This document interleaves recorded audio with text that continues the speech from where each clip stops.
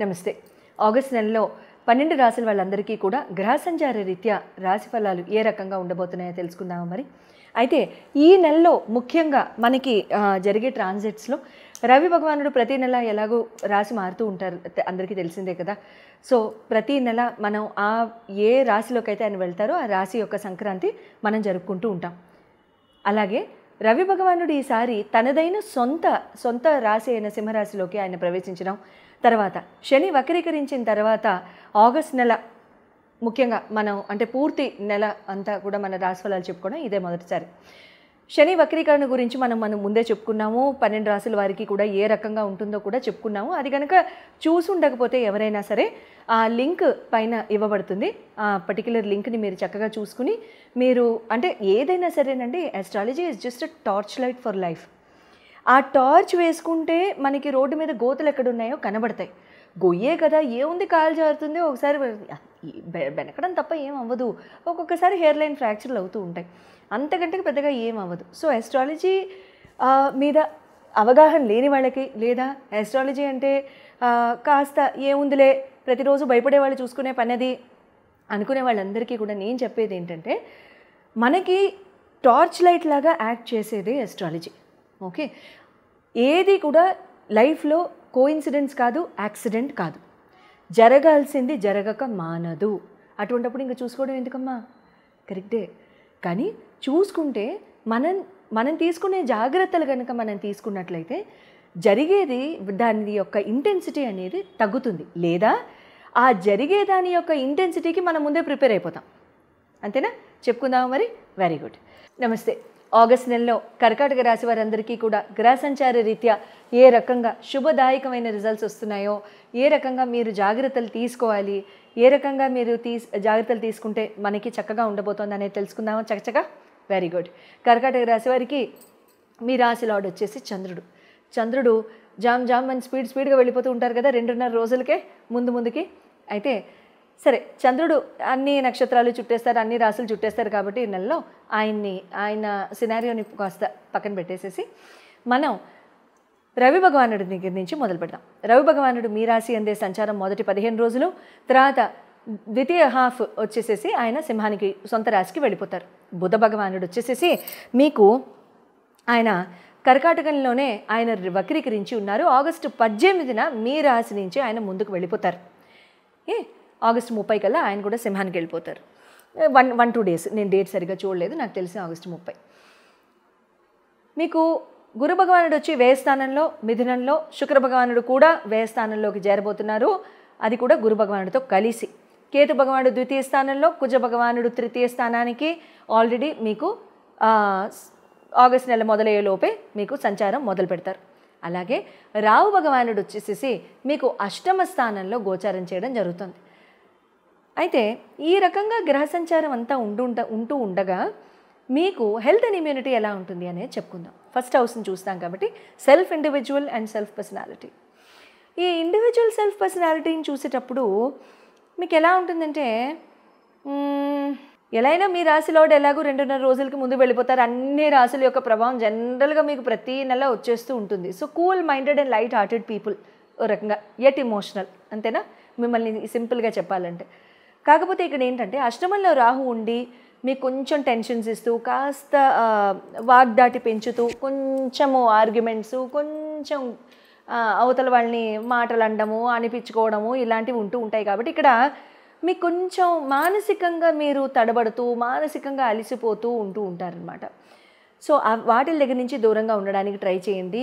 Stress, anxiety అసలు పక్కన పెట్టేసేసేయండి. అసలు ఏమాత్రం స్ట్రెస్ తీసుకోవద్దంటే ఇచ్చేవాళ్ళు ఇస్తూ ఉంటే తీసుకోక ఏం చేస్తామని అడుగుతారా? అలా కాదు, అది ఇస్తున్నారు అని కూడా రియలైజేషన్ కూడా లేకుండా మీరు ఉండగలిగితే మంచిదని నా ఉద్దేశం. తర్వాత శని భగవానుడు వచ్చేసేసి మీకు నేను మీకు శని భగవానుడి సంగతి చెప్పడం మర్చిపోయినట్టున్నాను. శని భగవానుడు వచ్చేసేసి మీకు ఆయన మీకు భాగ్యస్థానంలోనే వక్రీకరించి ఉన్నారు కాబట్టి, భాగ్యస్థానంలోకి ఆయన మీనంలో ఉన్నారు కాబట్టి మీకు భాగ్యస్థానం అవుతుంది. అది భాగ్యస్థానంలో ఆయన వక్రీకరించి ఉన్నారు కాబట్టి ఇక్కడ ఏమవుతుందంటే కొంచెం మీకు సడన్గా ఒక చిన్న shift in momentum of life అంటే కొంచెం స్పీడ్ తగ్గింది, కొంచెం కంగారేస్తుంది, కొంచెం ఆపర్చునిటీస్ తగ్గాయి, అరే మొన్నటిదాకా బాగుంది, మళ్ళీ అదా ప్రకారం ఎందుకు అయింది? సింపుల్ అండి, జస్ట్ 3-4 మంత్స్ అంతే, నవంబర్ వరకు. ఆ తర్వాత అంతా బాగానే ఉంటుంది, ఇబ్బంది అంటూ ఏముండదు.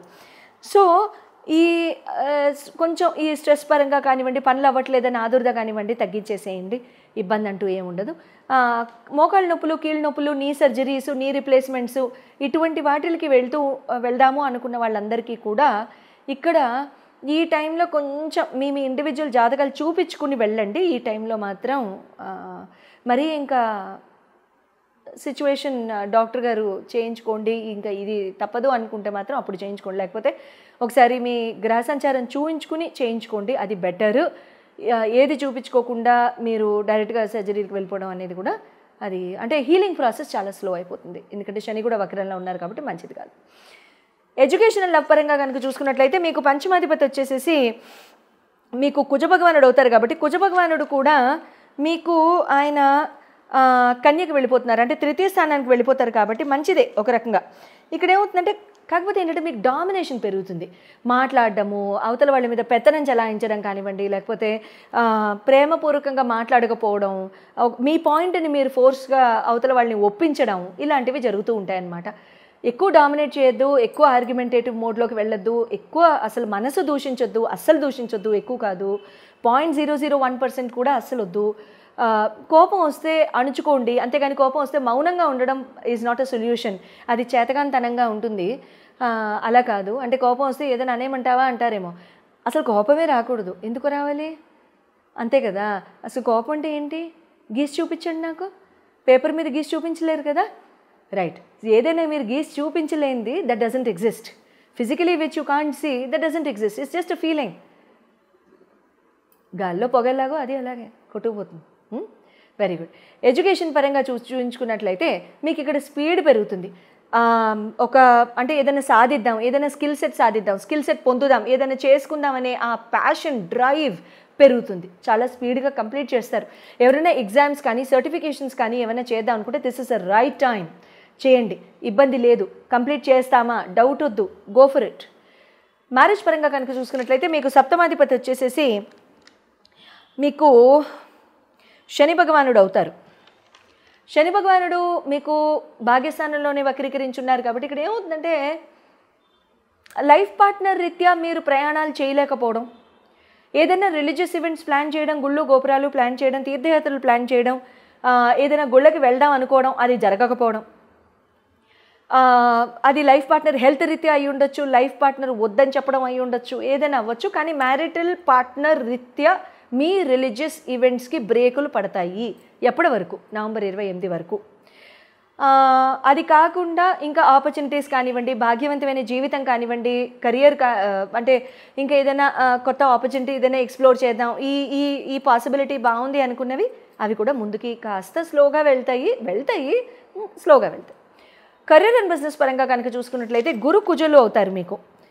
గురు భగవానుడు కుజ భగవానుడు నవమ దశమాధిపతులు అవుతారు కాబట్టి ఇక్కడ ఏమవుతుందంటే మీకు గురు భగవానుడు బాగానే ఉన్నారుగా, ఇబ్బంది ఏం లేదుగా. గురు భగవానుడు ఎలాగో శుక్ర భగవానుడితో కలిసే ఉన్నారు కాబట్టి, కానీ ఒకటి మీకు ఆయన వయస్థానంలోనే ఉన్నారు కాబట్టి ఇక్కడ ఏమవుతుందంటే శుక్రుడు కూడా వచ్చి చేరారు కాబట్టి హడావిడి నిర్ణయాలు తీసుకోవడం, కెరియర్లో ఏదైనా మారదాము అనుకోవడం, ఆన్ సైట్ ఆపర్చునిటీ వచ్చింది అనుకోవడం, అదేమో వెళ్ళిపోవడం, చేజారిపోవడం, ఇలాంటివి జరుగుతూ ఉంటాయి. Don't get disheartened, no problem, this is not the time. So మీకు ఆల్మోస్ట్ ఆగస్ట్ 28 ఆ రేంజ్లో కొంచెం ముందుకు వెళ్ళిపోయిన తర్వాత అంతా బాగానే ఉంటుంది. ఇంకా అప్పుడు మారుదురు కానీ ఏమైనా ఆన్ సైట్ తీసుకోవాలనుకున్నా, ఆన్ సైట్ కోసం ఎవరితోనే మాట్లాడాలనుకున్నా, ఏదైనా జాబ్ చేయాలనుకున్నా అప్పుడు మాట్లాడుతురు కానీ ఇప్పుడు వద్దు. తర్వాత బిజినెస్ పరంగా కూడా ఏం మేజర్ ఆపర్చునిటీస్ వద్దు, ఎవరినైనా నమ్మి ఇక్కడ ROI బాగుంది, ఇక్కడ రిటర్న్ ఆన్ ఇన్వెస్ట్మెంట్ బాగుంది, ఇక్కడ share market, easy money, quick money, fast money, temptations are endless ఈ టైంలో. స్టార్టింగ్ ఫ్రమ్ July 24 ఈరోజు నేను ఈ వీడియో తీసే రోజు, ఈ రోజు నుంచి కూడా మీకు temptations will be endless August 28 వరకు ఆల్మోస్ట్. సో ఈ టైంలో స్పెక్యులేషను, షేర్ మార్కెట్, ట్రేడింగ్, తర్వాత అటువంటి వాటిల్లోకి వెళ్ళకండి. And easy money, quick money, ROI, నలుగురు కలిసి ఒక స్థలం కొంటాం, ఆ తర్వాత దాని డెవలప్మెంట్కి ఇస్తాం, అవన్నీ లీగల్ కేసుల్లోకి వెళ్ళిపోతాయి. ఈ టైంలో కనుక చేసుకున్నట్లయితే ఇంకా శుక్రుడు కూడా కలుస్తున్నారు గురు భగవానుడితో, జాగ్రత్త. అస్సలొద్దు. ఈ 28 రోజులు హ్యాపీగా మన పని మనం చేసుకుని, మనం ఏది చేస్తున్నామో అది చేసుకుని ఇంకా కొత్తవి ఏది మొదలు పెట్టకుండా ఉండడం చాలా చాలా మంచిది. మీరు కనుక మీ ఇండివిజువల్ జన్మ జాతకాలు చూపించుకోదలుచుకుంటే అటువంటి పరిస్థితుల్లో మీరు మీ స్క్రీన్ మీద డిస్ప్లే చేయబడిన నంబర్స్కి కాల్ చేసి అపాయింట్మెంట్ తీసుకోవచ్చు. శుభం భూయాత్.